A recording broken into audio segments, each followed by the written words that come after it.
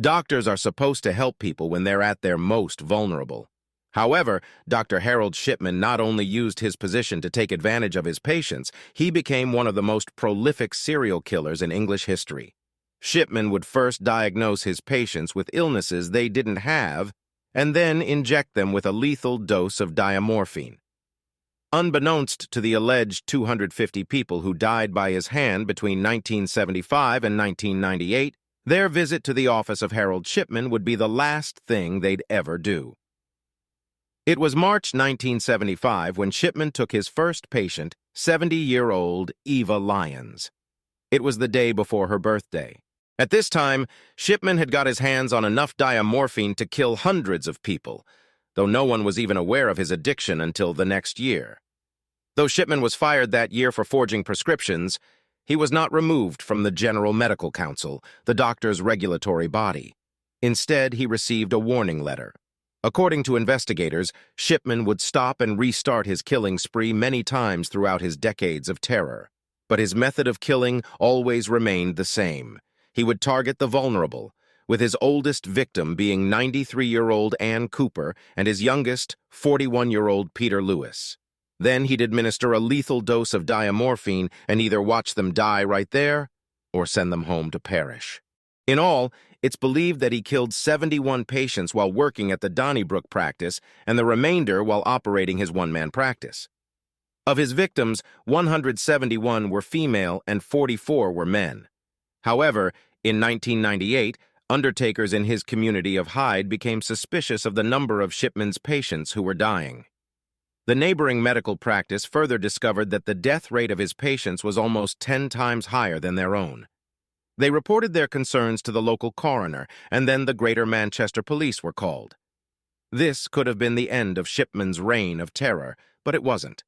The police investigation failed to carry out the most basic of checks, including whether Shipman had a criminal record.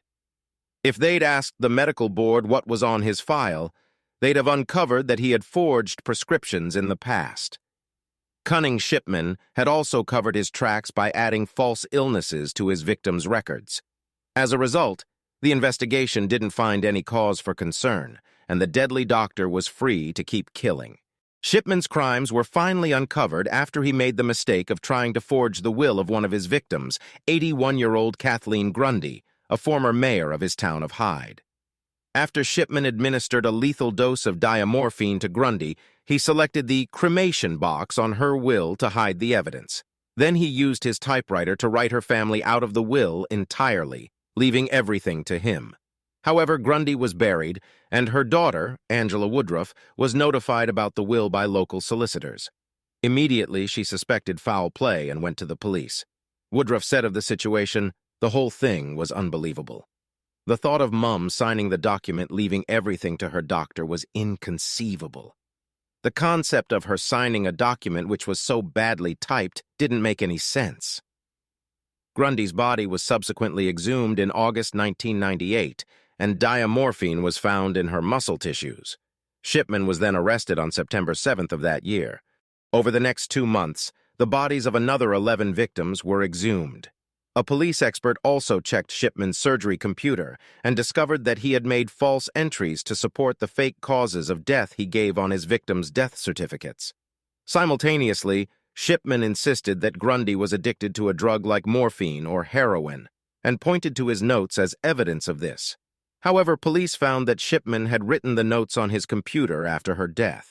Then, police managed to verify 14 other cases where Shipman had given lethal doses of diamorphine, falsely registered the patients' deaths, and tampered with their medical history to show that they were dying anyway. Harold Shipman always denied the murders and refused to cooperate with the police or criminal psychiatrists. When the police tried to question him or show him photos of his victims, he sat with his eyes shut, yawned, and refused to look at any evidence.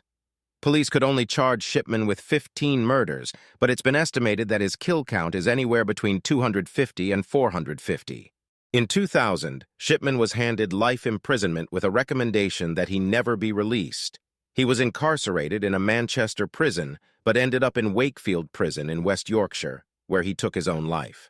On the day before his 58th birthday, January 13, 2004, Shipman took his own life. He told his probation officer prior to this that he was thinking about taking his own life so that his wife would receive his pension and lump sum. With his death looms the question of why he killed. A number of theories have been put forward to explain why Shipman had the urge to murder. Some say that he may have been avenging the death of his mother. Others offer the more charitable opinion that he injected the elderly with diamorphine as a misguided way of offering compassion. Still, others suggest that the doctor had a God complex and simply needed to prove that he could take life as well as save it.